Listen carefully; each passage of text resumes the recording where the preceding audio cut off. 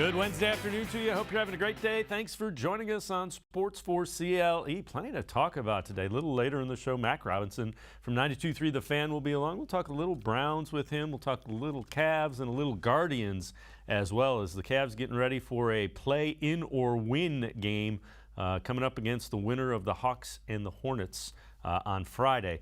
But we begin by talking Browns football. Today was the day that it finally dropped. I'm talking about the podcast with Baker Mayfield on it, the You Never Know Until You Know What I Mean podcast. Baker Mayfield doing that, and he talked specifically about the injury that kind of derailed his season and his time here in Cleveland. So I tore my labrum completely, like full front, like basically 90% in the back. And then that was week 2. I did that in the first half. Played the rest of the game, was fine. Cause I'm sure I was watching that game. A rare sit down for me. That was a Mayfield versus Amendola side. It was a showdown. Love it. Shout out Danny, the best. Amendola. The best. But then 4 weeks later, we were playing the Cardinals, and I dislocated my shoulder again. But I dislocated it so bad and at a different angle that the bone, like the humerus that goes up into your shoulder socket, like the big bone right here, comes up into your ball and socket, and it forced its way out, and I fractured the bone because it wasn't going to be like just a clean exit. Right. So I fractured the bone. So when I had the labrum done and that fracture, the inflammation, everything, I had no function in my left shoulder. And we were going into a Thursday game that week. Monday I couldn't lift my arm, but I literally when I couldn't raise my arm, I was like, I can't do this. But things like that happen because you know what? I was blessed to be drafted in the position I was in. Right. So financially, I can sit out that game and know that I'm in a different position to where I can come back when I'm healthy and be fine. Guys that are paycheck to paycheck and are trying to earn a spot, it's not an option. So welcome in Jeff Risdon from BrownsWire.com. And Jeff, we'll dive into more of that, but it's a pretty significant injury to try to play through when it's described like that. Yeah, and to hear him describe it, and we have heard this, you and I have heard what exactly was done, but to hear him describe it, I think it does put a human face on it. You know, we like to, it is very tough to have a neutral opinion on Baker Mayfield, but so hearing him, describe what happened to him and doing it kind of matter-of-factly, like he wasn't, I don't think he was going for sympathy there. I really don't. It's obviously a very significant injury. He clearly tried to, make the best of it. Do you want that to happen? That sounds really painful to just experience, not to let alone go back out and try to play through. So I appreciate his candidness of exactly what happened there. It's not an easy injury. I know it's not his throwing shoulder. Obviously, if it was his throwing shoulder, he would have been done right away. But, again, we've talked about this before. Just try and throw a ball with your dominant shoulder without moving at all your non-dominant shoulder. It's really, really hard to do. Just try brushing your teeth with your offhand. It's the same sort of thing. I'm happy that he was finally forthright in exactly what happened to him, and we have no reason to doubt what he said there. Yeah, no, I agree with you wholeheartedly. Again, so it's from the same podcast, and we'll go through a couple of clips. Again, it's the You Never Know, You Know What I Mean podcast. He talked about his time in Cleveland, and, he doesn't have any regrets. And because they were at that low point, like you bring in guys like Myles Garrett, David Njoku, and Jabril Peppers in the same draft. And so you start bringing in, because you're at that low point, you can bring in the right culture guys. But guess what? If you're bringing in the right culture guys, you have to feed into it. You have to let that be the one. Right. You have to let that take over. And you bring in a guy like Jarvis Landry in free agency, and the guy will work his ass off for you. But you have to follow those culture guys to get a place like that turned around. And that's where I'm at right now. Is I really, truly, honestly have no regrets of my time in Cleveland, of what I tried to give to that place. Right. And true Clevelanders and true Browns fans know that. And that's why I can walk away from the whole situation feeling like I did it. And again, what he's saying is true. He's not the only one, and he didn't say he was the only one who turned around the culture, but he was the quarterback when the culture turned around. Yeah, and that was one of the reasons why John Dorsey was attracted to him, because he had that sort of edge to him. He wasn't a guy who was afraid of the Cleveland jersey of infamy, of quarterback infamy. Baker embraced being the guy who was going to break that. And by and large, he did for X amount of time. It obviously isn't ending well, but I think that's a fair. I'm glad that he brought up the other guys, specifically Jarvis Landry, because I do think that Jarvis Landry's acquisition was such a significant step in terms of where the franchise was headed, and I think he helped Baker become a better leader and a better. I think he showed him how to be a better Baker Mayfield, and I'm glad that he acknowledged that. Yeah. The other thing, Baker talked about the way it ended and wasn't happy with the way it ended and felt it wasn't good and wasn't right on him. Yeah, the respect thing is like that's all going to be like a personal opinion. Yeah, Like, and I feel disrespected 100% because I was told one thing and they completely did another. That's what I'm in the middle of right now. And you know what? Okay, I got my taste of it because I've had 4 different head coaches in 4 years, a bunch of different coordinators. I've had, talk about the highs. They always come back. They always come back. Yeah. But like, I mean, I had great times my rookie year. Like I didn't start in the beginning. I came in and got to have fun the back half of the year. 2019 sucked. 2020 was great, made the playoffs. 2021 was miserable. It's like, Yeah. I'm just looking for stabilization right now, and like I know what I need to do for me to be the best version of me. Right. And to be able to lead an organization. And like, I'm in a good place right now. Right. To where like, I have no clue where I'm going. And again, I think that was the problem. There wasn't a lot of consistency, and he alluded to that. Yeah, the Browns certainly could have done a better job with him. I think that he's overshadowing his own responsibility for his inconsistency and his up and down play.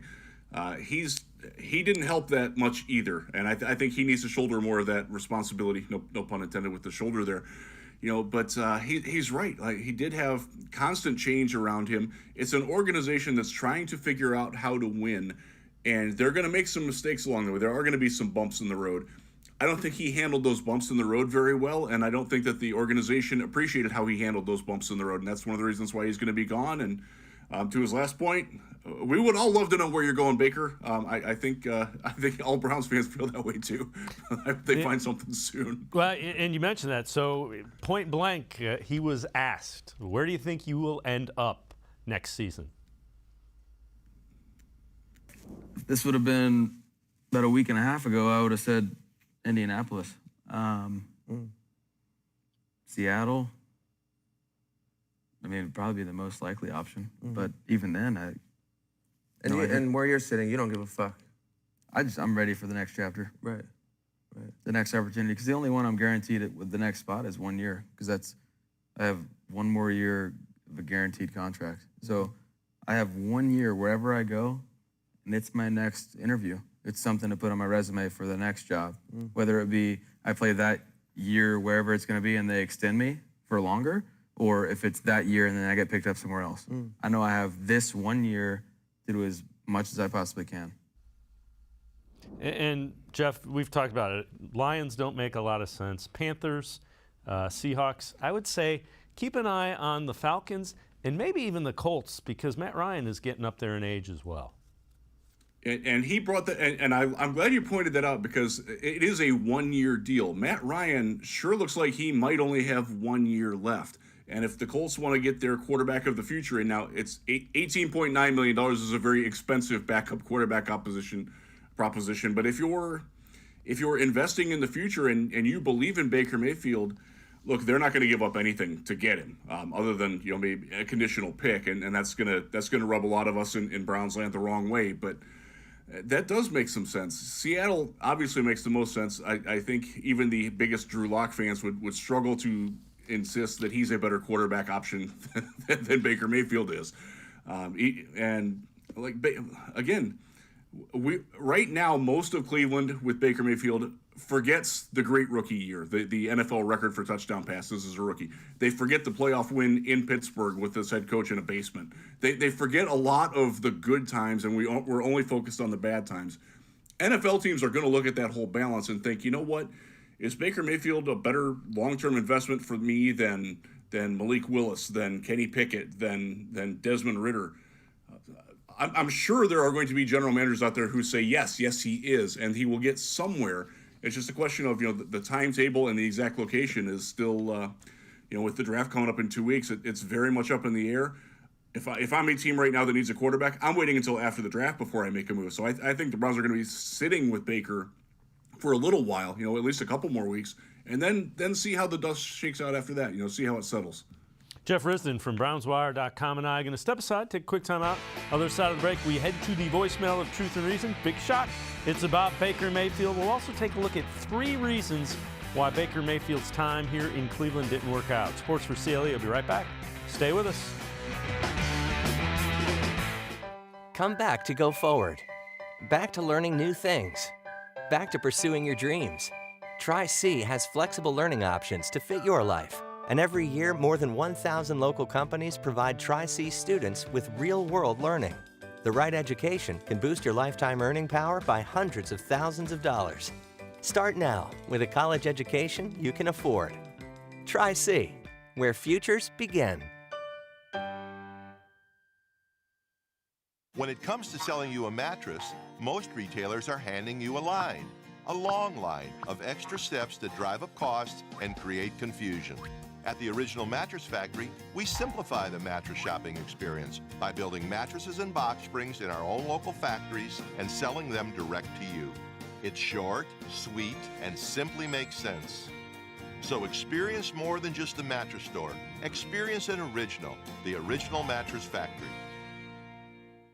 The Ohio Lottery Partners in Education program recognizes role model students and teachers from across Ohio. Nominations can now be done completely online. To nominate a deserving teacher or student, go to ohiolottery.com. In the About section, find Partners in Education. There you will find links to the nomination forms. Students kindergarten through 12th grade can be academic all-stars. Teachers can be honored as a Teacher of the Month. The Ohio Lottery Partners in Education, where stars shine.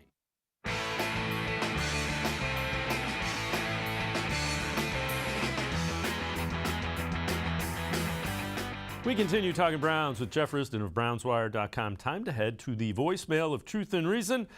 This one about Baker Mayfield. Hi, my name is Ghost, lifelong Cleveland Browns fan, lifelong Superior Avenue resident. Love the show. I'm calling about all of the callers defending Baker Mayfield. Baker Mayfield's first 3 seasons with the Browns, relatively healthy. He made all the same bad decisions that he made last season. Just accuracy turned a lot of those bad decision balls into catchable balls, and the receivers made plays. Last year, the injury obviously took away from that accuracy and became a lot more obvious his bad decision making. I believe Baker Mayfield, a healthy Baker Mayfield, could be a pretty okay quarterback. But until he learns to read defenses, it's going to be pretty hard to take a big leap in quarterback play. What do you think? As always, we appreciate all the voicemails. Jeff, I think there's a lot of truth to what the voicemailer said there. Accuracy and decision-making were kind of rough, and I think that's the reason the Browns felt they needed an upgrade. It is, and I think Baker contributed to this, to the caller's point. When he was injured, I think he forced it a little bit more. I think he felt like he had to justify why he was on the field, and he took more chances than he should. And that's something that if you watch the film, and I know a lot of you guys watching and listening have, you'll see that he did make more bad decisions, and I think the shoulder injury only exacerbated it. To the caller's point, I do think also Baker can be a pretty okay quarterback. I think he can be better than that, actually, when he's healthy. But he is going to have to learn to cut out the bad mistakes, to maybe understand how to look off a linebacker that might be dropping. I don't think he does that very well. I don't think that he processes the rotation of the defense when they move around. I would actually like to see him in an offense that doesn't have any pre-snap motion, so the defense is sort of like set in stone too. Because I think that it helps him read it when there's a lot of moving parts going on. I think he does get a little bit confused, and that's something that maybe his next team can work with him on. Yeah, I'm with you. I think the processing and the fit wasn't great with what they were asking him to do here. All right, These are 3 Browns personnel moves that set Baker Mayfield up for failure, and this is according to Sports4CLE.com. Number 3, firing of John Dorsey. Mayfield was Dorsey's guy. When a new front office is put in place, everything kind of changes. So number 2, pairing him with Odell Beckham Jr., again, a guy that John Dorsey brought in. What fans saw, situation, quarterback was forcing the ball to the receiver. You see Beckham, he tore his ACL, and the chemistry was just never there. And the third thing is having him play injured for all of 2021. And when you add those 3 things up together, you can see why it just didn't work out for Baker Mayfield in Cleveland. And I think those are all spot on and pretty accurate. Yeah, I think number 1 is patently obvious. There's no debating that one. I'll say with the John Dorsey thing, to defend the Browns a little bit, that's not exclusive to Cleveland. Quarterbacks and GMs that are linked together, when they change, those things happen. That's one of the reasons why Jared Goff is now a Detroit Lion and Matthew Stafford is now a Los Angeles Ram, because the powers that be changed, and they wanted the change. That's not that unusual. It happened with Carson Wentz twice now. So I won't necessarily give the Browns a pass on that, but it's understandable that a new regime would want a guy who better fits what they want to do. Whether they get that right or not will have a great deal of impact on how that gets viewed, whether they made the right decision or not. But then the Odell thing, look, I think just about all of us will raise our hands and say, yeah, we thought that was a really good idea. They needed an alpha dog receiver, somebody who could play outside of Jarvis Landry.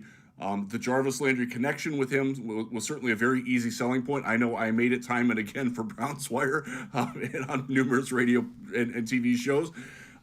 It didn't work.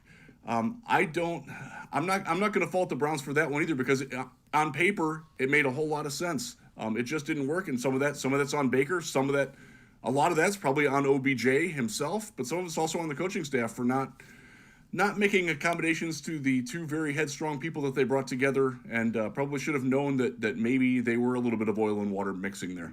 Yeah, and the other thing, to kind of dovetail on what you're saying, that's one of the reasons that the Browns went out and got Deshaun Watson, because the general manager, the head coach, and the quarterback are all going to be judged together. If you win, you get to stay. If you lose, they find other people to do your jobs, and that's important to remember.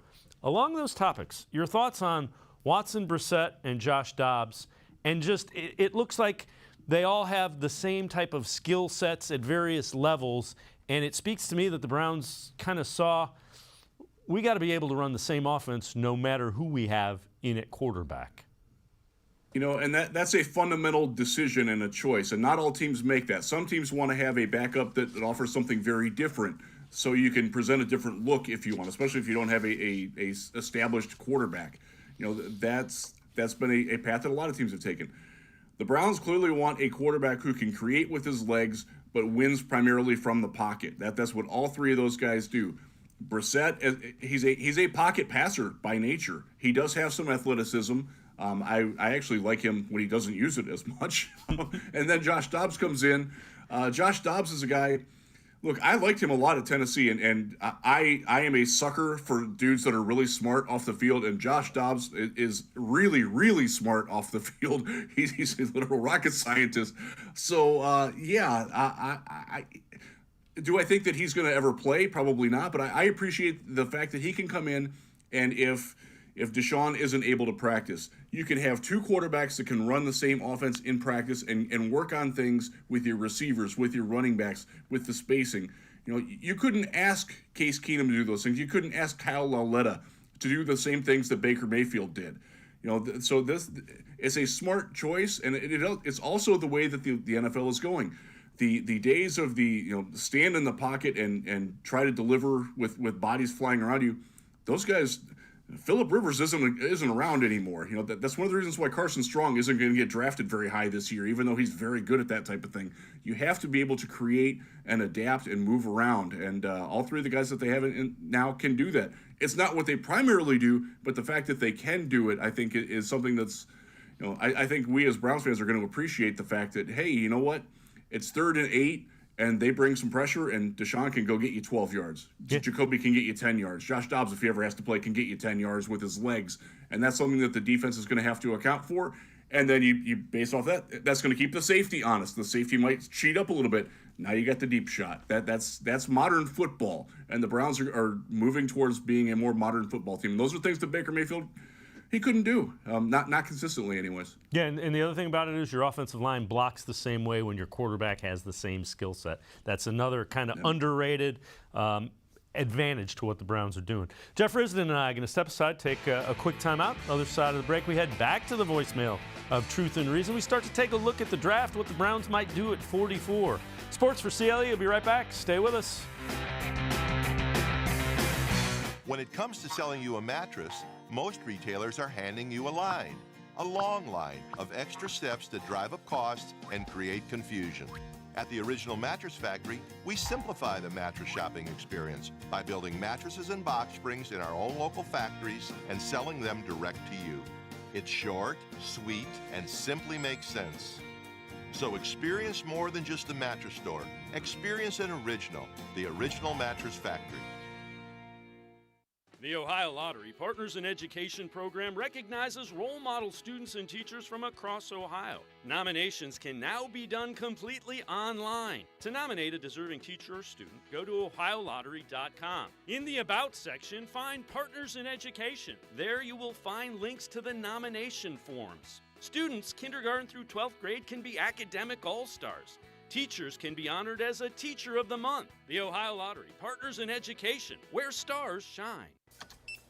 Thanks for buying a fishing license. I want you to picture all the great things this simple purchase does.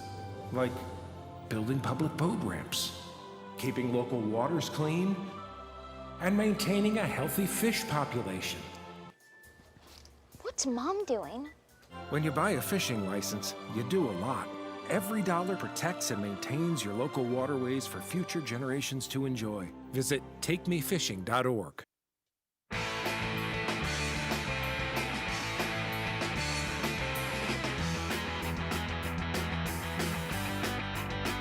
We continue talking Browns with Jeff Risdon from BrownsWire.com. We're going to head back to the voicemail of Truth and Reason with a couple of names to keep an ear out for late in the draft.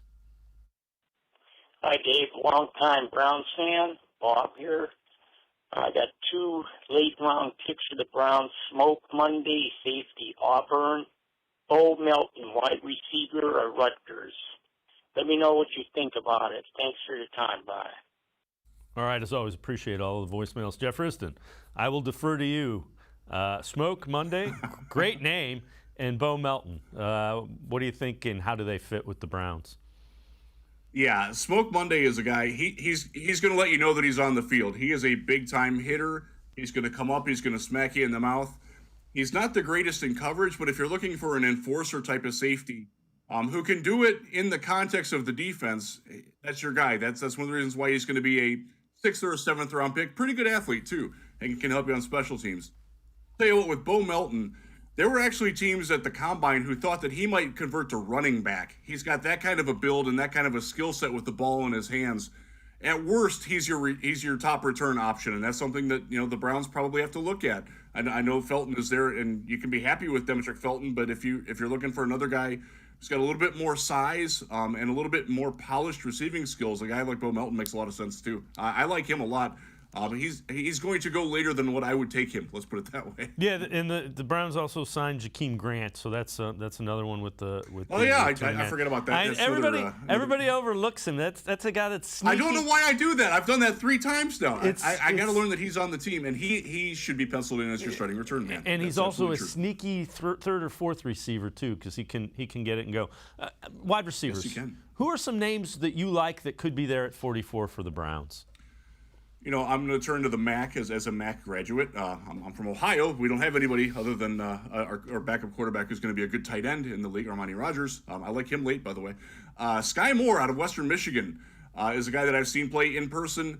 He is better than what you would think for a guy coming out of a run-heavy MAC offense. Western Michigan has put a lot of good players into the NFL recently. He's going to be the next one. This guy can really scoot. He's got that sort of instant speed. He can play out of the slot. He's smaller, but he does have the skill set that he can play outside as well. But I love the idea of Sky Moore being on the inside. At 44, that's not a bad first pick at all. If you want to get bigger, you want to get an outside guy that can stretch the field, and do a lot of the things that Donovan Peoples-Jones is supposed to do, but do them a lot better. You go for a guy like George Pickens out of Georgia. This was a guy went into the season as a potential top 10, top 15 pick, had the knee injury, didn't really come back and set the world on fire. I like him a lot. I think his potential is as a first-round pick. If you can get a guy like that at 44, you got to take a chance on it. Christian Watson from North Dakota State, I think he's been a little overhyped by a lot of my draft media colleagues who don't realize that he dropped 20% of the passes that he was thrown last year. Now, that's a little bit of an anomaly. His career drop rate, I think, was like 12.2%. That's still a lot higher than acceptable for a guy that didn't get a lot of opportunities to catch the ball. And maybe the more volume evens it out. Look, he's a very tantalizing physical prospect and tremendous athlete. And I saw him in person at the Senior Bowl in Mobile. He did a lot of really impressive things against better coverage than he ever faced at the FCS level. But I'm not taking that guy with the intent that he's going to play a big role right away. And I think this Browns team probably needs somebody at 44 who's going to come in and make a bigger impact than what he would.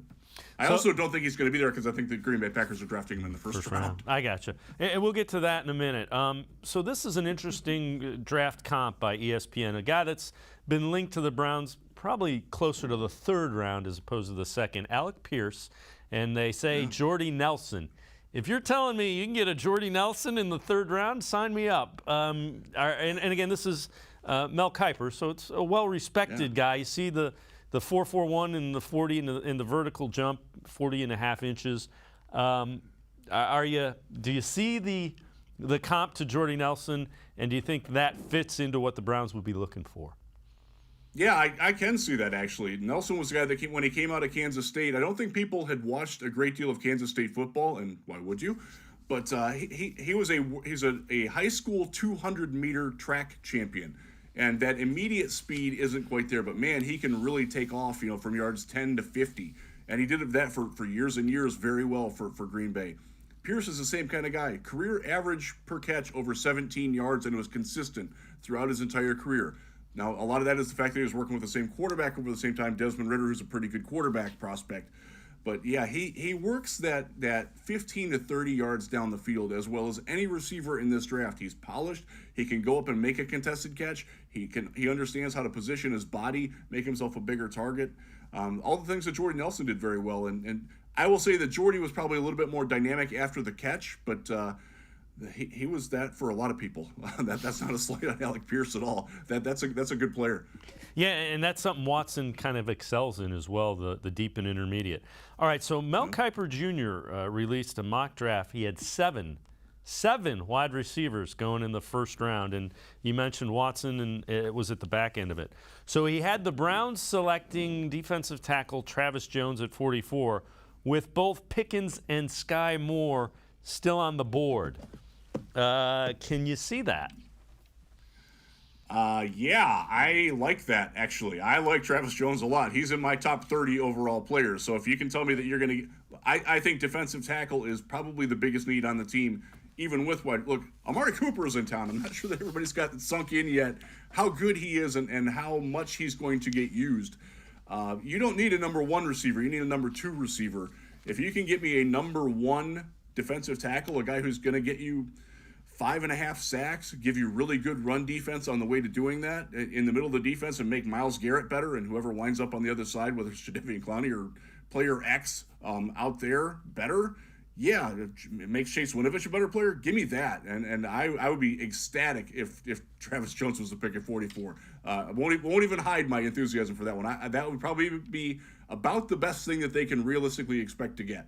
Yeah, and that's a guy that's viewed as, most athletic and, just a well-rounded defensive tackle. So certainly he's in play at 44 if he's there. Jeff Risdon and I are going to step aside, take one more time out.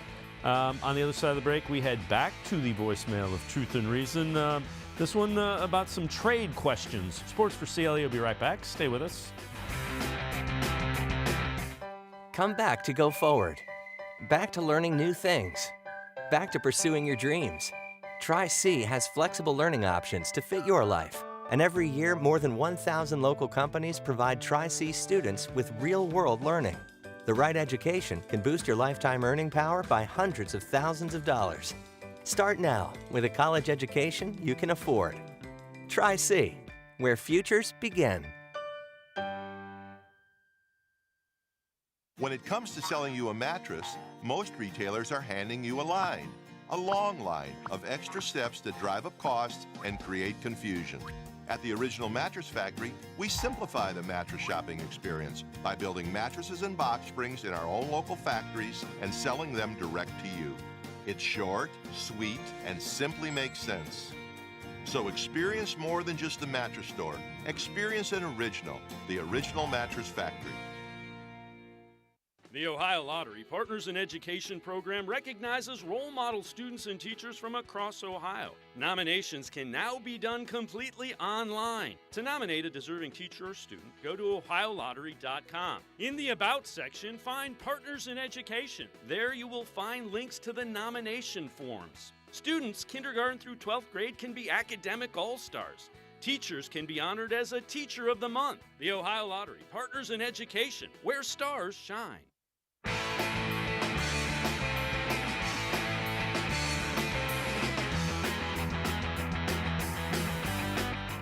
We continue talking Browns with Jeff Risdon of BrownsWire.com. We're going to head back to the voicemail of Truth and Reason. This one regarding the draft and some trades. Hey, guys. First thing on my mind, is it possible the Browns trade back multiple times, say from 44, 78, or even 99, those picks, let's say 10 or 12 spots, to amass some draft capital for 2023, since we don't have our first round or third round picks next year? This year's draft is deep where we have needs, so moving down may be practical. Plus, analytics says the more picks, the better. Secondly, same principle for Baker Mayfield and a trade, possibly involving eating some of his contract and getting a 2023 pick that could mean getting a higher pick, since it's pushing it back to 2023. Appreciate your thoughts. Thanks. All right, as always, we appreciate all of the voicemailers. Jeff, the only challenge with trading back, the Browns still have some holes to fill that I don't think they can, they probably can't fill them all based on free agency. Yeah, and the other thing with that is, are you going to get the same caliber of player? We'll say at 44. Let's say you want to trade back to 52 and pick up an extra, probably an extra fourth or a fifth round pick to make that happen. That's great, in theory, but then you have to make those picks count. And I'm pretty confident in Andrew Berry's and the evaluators' ability to find talent.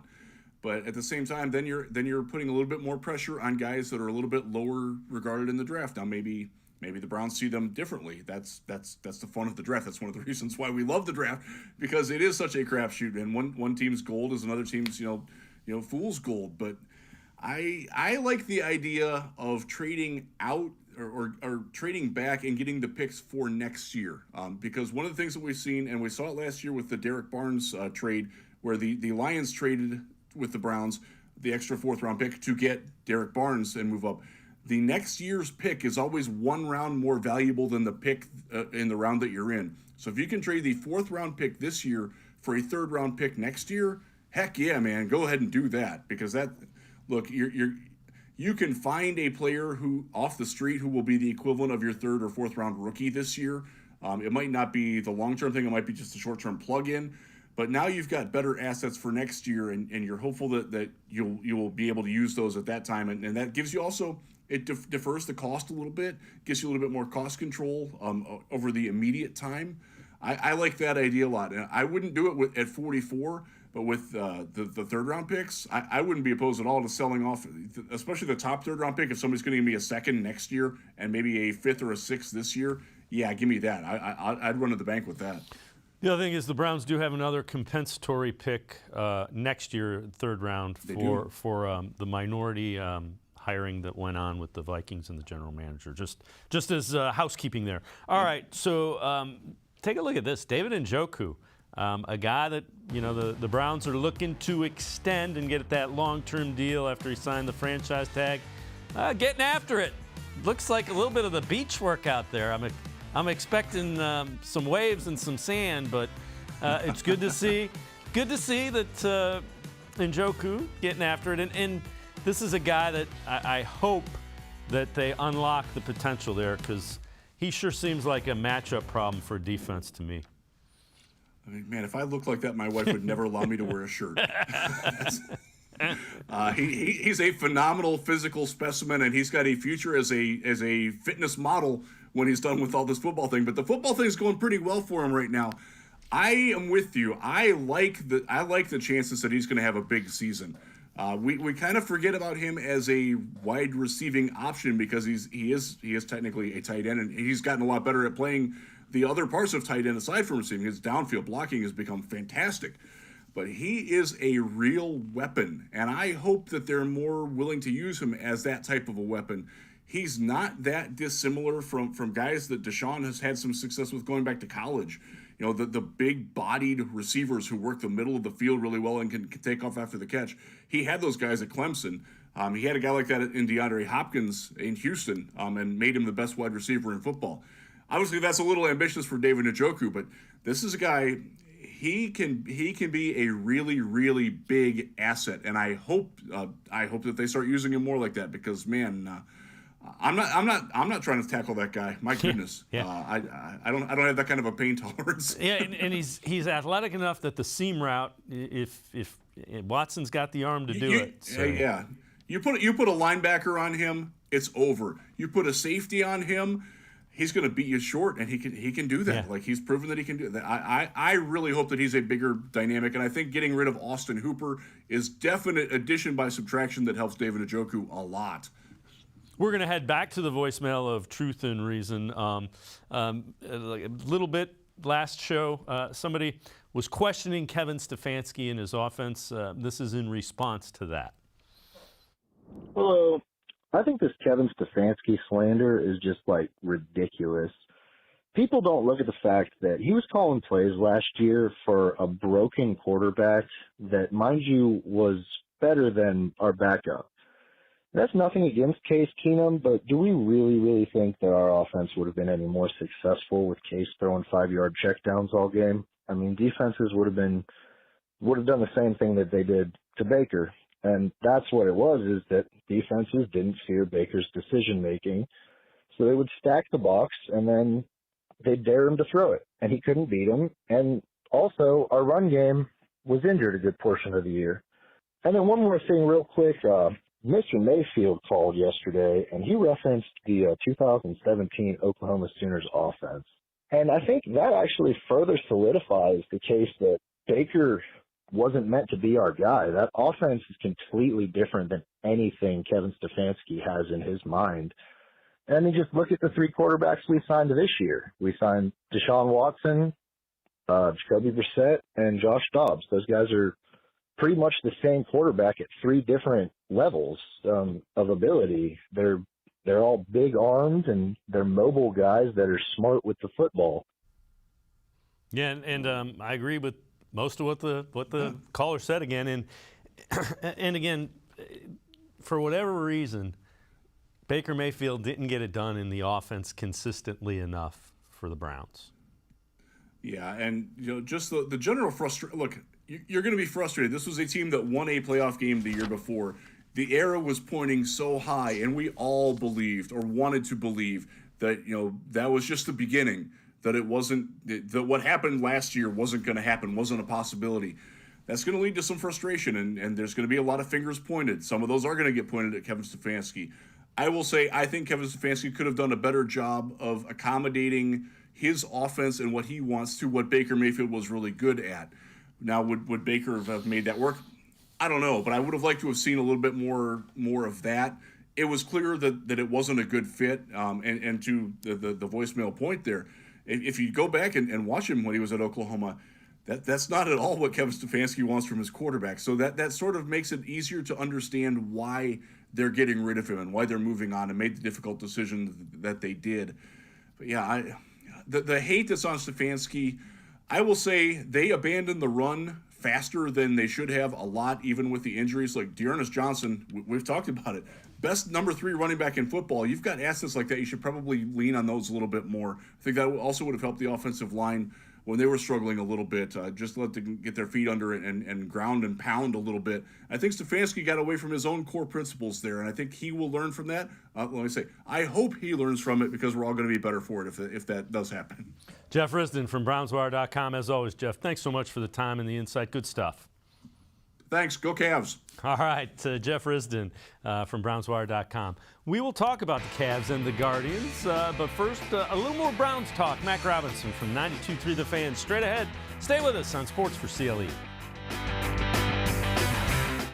The Ohio Lottery Partners in Education program recognizes role model students and teachers from across Ohio. Nominations can now be done completely online. To nominate a deserving teacher or student, go to OhioLottery.com. In the About section, find Partners in Education. There you will find links to the nomination forms. Students kindergarten through 12th grade can be academic all-stars. Teachers can be honored as a Teacher of the Month. The Ohio Lottery Partners in Education, where stars shine.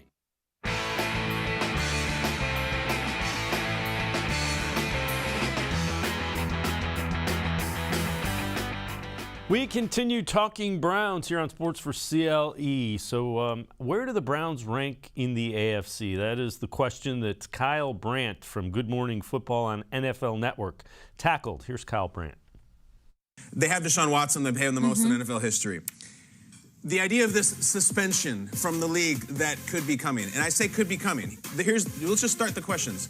We don't know if it's for sure coming. We don't know when. If it is, when is it coming? We don't know how long, if it comes, how long it's going to be. That's just questions about a suspension. So let's say it does come down. Maybe it comes down early in the season, late in the season. We don't know any of that stuff. That dictates a lot. Jacoby Brissett is their backup. I'm sure he'll come in and be fine if they even need to call upon him. And that's not even before we get onto the field. Sean Watson also hasn't played football in nearly 2 years. Does he just step right in and be like, yeah, I beat Lamar and Burrow and no problem, TJ Watt, I got this? I don't know about that. I think there's questions about Kevin Stefanski, about how he's going to adjust. We saw him win Coach of the Year. We saw Matt Nagy win Coach of the Year. And then some things went awry with his quarterback, and sometimes it derails really quickly. The pieces are there. Their offensive line is good, and they bring in Amari, who's another question mark. The running game, the defense, it's all there, but massive questions about the quarterback availability, his ability, everything, and that's not to mention the huge numbers, the headlines, the doubters, the people who have a legitimate problem with it off the field. That is so much. Let's welcome in Mac Robinson from 92.3 The Fan. And Mac, you dropped Matt Nagy in the same sentence with Kevin Stefanski, and I'm going, ooh, that's a little shocking. Yeah, no, especially Dave, looking at how this kind of played out for the offense, especially for the team this offseason, I think that's a lot of fair points that he brings up, actually. Because, again, with Amari Cooper, you have the injury history as well. Obviously, Deshaun Watson missed all of 2021, still handling the situation, especially going on with Houston as well. But again, it also comes down to, Kevin Stefanski, like you mentioned. I mean, you have coaches of the year that have been there, and then you have them quickly fall back down in grace at that point. Look at, again, Matt Nagy, you mentioned him. Now he's the coach of quarterbacks for the Kansas City Chiefs once again. So, again, it can be a quick kind of descent, but again, there's a lot of different question marks, like what Kyle was mentioning in there as well. If there is a suspension this year, and again, that's not necessarily a certainty, given the fact that these proceedings are still going on and they're going to be, evaluating each and every individual case. So if those do come down during the season, at that point, do you see something that happens early on in the season? Could it happen in the back half? At that point, you're looking at the different scheduling matters of all of this. So, again, there's so many different factors and so many different questions. The Browns can be successful, and I do think that they will be. But at the same time, with those lingering questions, it's just a matter of how do they respond with everything going on. Well, Baker Mayfield was on the Ya Neva Know, You Know What I Mean podcast. And he talked about how he would handle the challenges of going into a new locker room. I'm not going to force it. I'm going to be myself, because I feel like I tried to force it when things on the field weren't going well in the past couple of years. I feel like I'm going to go in there and be myself because that's worked for me in the past. I'm going to go with the same work ethic mentality. And if they don't like me, that's fine. But when I step on the field and I play as confident as I am and what I think I'm going to do on the field next time I get a chance to do it, I'll earn the respect of the guys that didn't appreciate it from the beginning. And that's, if I'm worried about getting them to like me, what am I doing? They don't care if I like them either. They want their quarterback to win. They're trying to get a paycheck. If their team wins, they get paid. So the guys that don't really personally like me, that's fine. But I have to have their respect. And the way I do that is just working my ass off, me and myself. Because you can get sniffed out in a fucking heartbeat if you're fake. It's a very interesting answer to the question of how you would go into a new locker room and how you approach it. Yeah, and especially, too, because, I mean, look, Baker Mayfield has been nothing but divisive when it comes to, his career in the NFL so far. But, again, kind of looking at that, I mean, we haven't really seen any different, in Cleveland, I'll say. Because, again, more than anything, he's been Baker Mayfield pretty much top to bottom ever since he got here. But at the same time, like he said, there's going to be certain players that like him, certain players that don't. But at the end of the day, Baker's still going to go out there and be Baker. And now, is that the right approach when it comes to, handling different locker rooms and, potentially handling different personalities? Again, I think that's more so a question of the general manager and the coach. And especially if you're tying yourself to Baker Mayfield, that's something that you have to, keep in mind as you're kind of building your team and deciding, whether or not you want to go ahead and keep him around as your franchise quarterback. Or even if you want to keep him around for a year, because again, those locker room dynamics are it's such a fine line to see how that kind of plays out with Baker and especially with the locker room. And we saw it in 2020 work out well. And we saw it in 2021 really kind of fall apart clearly. So I think that it's a fine line that whoever is going to be bringing him in is going to have to think about and is going to have to walk, especially going into, the rest of his career. Yeah. And those are things that they'll have to weigh, any team that brings him in. All right, same podcast, Baker Mayfield also talked about what motivates him and how he tries to motivate teammates. No, but that's the biggest battle it's the internal battle always. When you realize that it's always been within yourself and you've always had it within yourself, then realizing that at that point, it's up to you to motivate yourself is the biggest deal. Because guys, you can get complacent. I mean, I know right now that I could, with how I live and the way I want to live, I could retire right now financially being as blessed as I have been. Because I'm not going to go out and do dumb shit, but I want to be great. Right. And so I have a bunch of extra motivation, but the process of not getting complacent is a huge deal. It's a battle. And it's a huge battle within the locker room in my position, being a quarterback of okay, some of these guys don't play the game because they love it. They're playing it to get retirement fun. Respect. You know what? Whatever. Right. You're doing it because you're God-given talent and you can do it better than anybody else in the world. Right. And they're making tons of millions of dollars and they don't really care about winning. They're just out there to do it. How do you motivate people like that to win is where I'm at now. It's how can I get the best out of people that are making a shit ton of money? Because I could always motivate people when we weren't making money. That was easy. Right. I could get in their face. I could do all that because you know what? We were on the same playing field. Again, that's an interesting dynamic between a quarterback and a locker room that, you have to be thinking into it to realize that.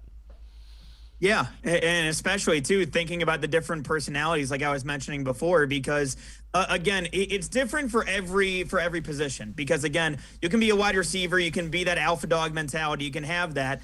But, again, you're kind of really interacting with mainly the receiving group and the rest of your teammates, but more so just the receiving group. With the quarterback, you're pretty much the leader of this entire team and you're the face of the franchise. So it's about figuring out, not only what motivates you and how to get the best out of yourself, but also at the same time, getting the best out of your teammates and being that leader that they kind of look to at that point. So that's why, again, Baker trying to figure that out at this point is an interesting dynamic. And I think that, that could be what ends up keeping him around in the league, is if he's able to take that next step and especially not only get the most out of those players around him, but again, those players that don't like him at that point, how is he able to connect with them and able to, help lead some of those players as well?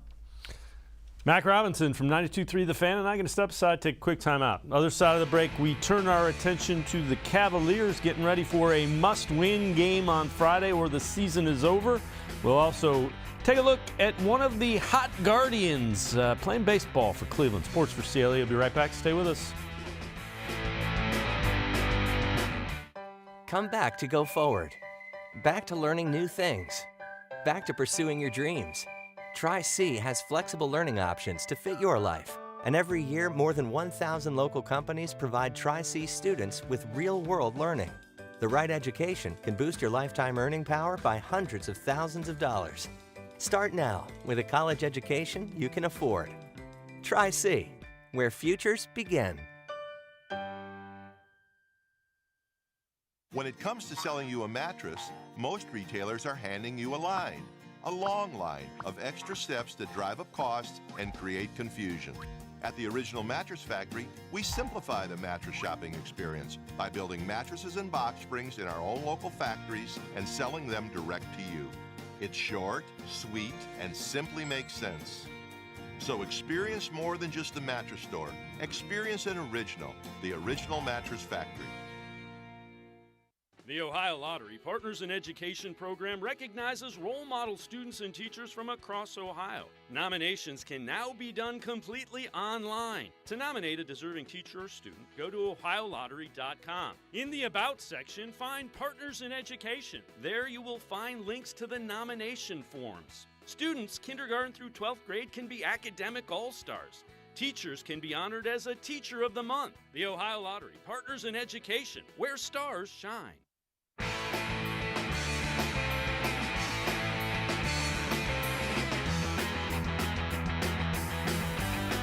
We turn our attention to the Cavs. They will play the winner of tonight's Hornets-Hawks game at Rocket Mortgage Fieldhouse Friday for a spot to get into the playoffs as the 8th seed. It's win or go home Friday night. Let's welcome back in Mac Robinson. So, Mac, the Cavs fell behind 20 in the first quarter, fought their way back, got it down in the fourth quarter to like 6-8 points with 5:30 left. And then they had the opportunity to cut it further, and it just seems like they panicked. Like they got a little too fast. They tried to play a little too quick and didn't handle the moment. And that's not a surprise with as young as they are, but they didn't handle the moment well enough. Yeah, and Dave, I completely agree. And I would say this, the bigger point in the game, I think, was the fact that, again, if you have Jared Allen in this game, the Cavaliers are winning and they're playing against Boston this weekend. You know, that's the way that I look at it, because there were too many easy baskets, I felt. And obviously, Kevin Durant, Kyrie Irving, they're going to get theirs. That's going to be expected. But it's some of the breakdowns on the interior. It's Andre Drummond in killing you over and over again on the interior that really just, it kind of aggravated me, at least watching the game a little bit. You know, it felt like the interior of the defense was kind of struggling. I would have liked to have seen a little bit of Moses Brown, but at the same time, I understand that when you have Karis LeVert struggling like he did last night, you have Isaac Okoro struggling like he did last night, and the same goes with Jetty. You know, again, I think that overall the team needed some more scoring pop, so I get why you didn't go down that road. But again, just so many interior baskets that really felt like the bread and butter for the Cavaliers for the majority of the season. If you have Jared Allen in this game, I think that not only is he able to calm down these players and some of the younger players, but I think that also the interior defense is what I think really gets bolstered at that point. Yeah, late in the fourth quarter, there was just too much space between the free throw line and when somebody got stopped. It usually wasn't until they got to about 8 feet from the basket, and there was just too much space. All right, learning experience for the Cavs. Here's Darius Garland on takeaways from that loss to the Nets. The intensity is a lot higher. Taking care of the ball, getting a good shot every possession. Just knowing time and score, trying to get stops. I mean, I learned a lot from this game. I told you the other night, the last time we played Brooklyn, it felt like a playoff game. So, I mean, I got kind of acclimated to this one from the last one. So, just another experience for us. Just watch the film and try to get better and get one Friday. And then the other thing is, the Cavs didn't play Kevin Love more minutes than they normally do. He stuck to his 28, 29 minutes. Here's Kevin Love on the game against the Nets, a guy that has a lot of experience. collectively throughout the first 12 minutes, just getting at the deficit that we were at after that quarter, being down 20 to a team that has such, so much firepower, and you really have to play well against on the defensive end to give yourself a shot. But, the last three quarters, like you said, we played really well on the defensive end. There were some things on the offensive end we wish we could have back in that first half, but thought we played well on that end. It just was too much for us to have to dig back, always pushing it to, 14, 12, 10 points, and then they go on a little run and push it back. It just was a little bit too much for us in the end, but I think there's a lot of good takeaways for us, when we go back home and, play a game that gives us a shot to, win and get in. And that's it, win and get in. And Mac, this is a team and a franchise that needs a 4-game series. Doesn't matter what happens in that 4-game series. They need the experience of just getting to see how teams adjust and how you better come out ready to play every game. Well, and Dave, you bring up a great point there as well, because look at this season as a whole. Every time that the Cavaliers have been tested when it comes to, whether it be injuries or, players having to come back, get reacclimated, the Cavaliers have ended up passing that, and passing those tests and taking those experiences and really implementing them. And I think that, especially this is such an important and crucial game on Friday, because like you said, they need this experience more than anything. And I do think that, again, going up against a team like Miami, I think that you're going to be, faced with some challenges for sure. But again, going up against a team that's led by Eric Spoelstra, you're dealing with Jimmy Butler, Bam Adebayo at that point. Again, that's the kind of series that I want to see how Darius Garland, who again, got acclimated to this game by the end of it in the fourth quarter. He was nailing shots like he normally would, and Evan Mobley was doing the same type of deal. I want to see how they do dealing with the same team for an entire 4-game series at least, and again, seeing how they're able to adjust to those environments and dealing with those crowds and dealing with, like you said, the adjustments that the other teams are throwing their way. I think that it's really going to be interesting to see how they're able to roll that out. So I think that they need this win on Friday, especially for their development. Yeah, I'm with you. A playoff series would be great for this young team. So the Guardians getting ready for the home opener on Friday. They'll have tomorrow off. They complete a sweep against Cincinnati Reds, so they're now 4-2 on the year. And Stephen Kwan had a streak ended. He had seen 116 pitches this year without a swing and a miss. So he finally had a swing and a miss, the definition of a contact hitter. Here is Stephen Kwan on how he became a guy that doesn't strike out a whole lot and a contact hitter. To tell our audience about a quote that you said in a Fox interview, that when you were younger, you used to cry when you struck out. You don't like crying, so you just didn't strike out anymore. Is it really that easy, Steven? I mean, I don't know if it's that easy, but I think that was good reinforcement to not want to strike out even more. Yeah, it's no fun striking out in front of other people and then wanting to cry. So just trying to take that away, I think, is a good start. It's interesting in this day and age of our game, Stephen, that it doesn't seem like striking out is that big of a deal anymore. It doesn't seem to have that negative ripple effect. I think you certainly would make Tony Gwynn Sr. rather, so proud of not striking out. But why is it important for you to be able to at least put the ball in play? Yeah, I think a lot with those guys who strike out a little more, they have the ability to hit it out of the ballpark, and I don't have that luxury as much, so I have to find ways to impact the game in other ways. And I think that's, grinding in at bat, just trying to touch the ball and see the defense work. That's my game, whereas other guys can hit it out of the ballpark. And, Mac, the thing I like about that is the last part of it. He understands he's not going to hit the ball out of the ballpark. Put it in play, use your speed. The other thing is that makes you the perfect number 2 hitter between a guy, Miles Straw, that likes to hit steal bases as well. You'll give him the opportunity to run in front of you. Well, and on top of that, Kwan likes to, extend that at bat. So it gives Miles Straw more opportunities to, get those extra bases. But, on top of it, Stephen Kwan, he's a guy who, only struck out more than 50 times in a minor league season once. and that was in 123 games, and he only struck out 51 times.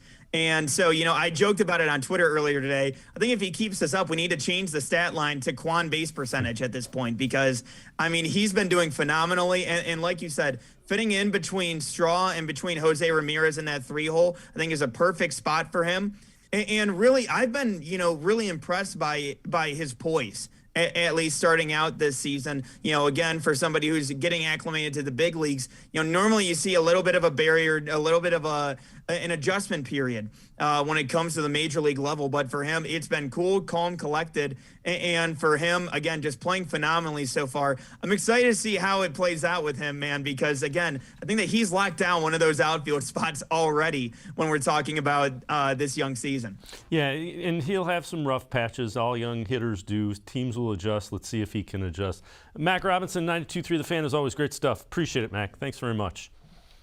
Thanks for having me, Dave. Always appreciate the time. All right, Mac Robinson from 92.3 The Fan. That's going to do it for this edition of Sports4CLE. See you back here tomorrow at 4 o'clock. Schedule guest Quincy Carrier. We'll talk Browns with Quincy. Plus Sam Amico from hoopswire.com. Plenty on the Cavs and who they will play in that win-or-go-home game Friday night. All ahead on Sports4CLE tomorrow at 4. We'll see you then. Have a great night, everybody.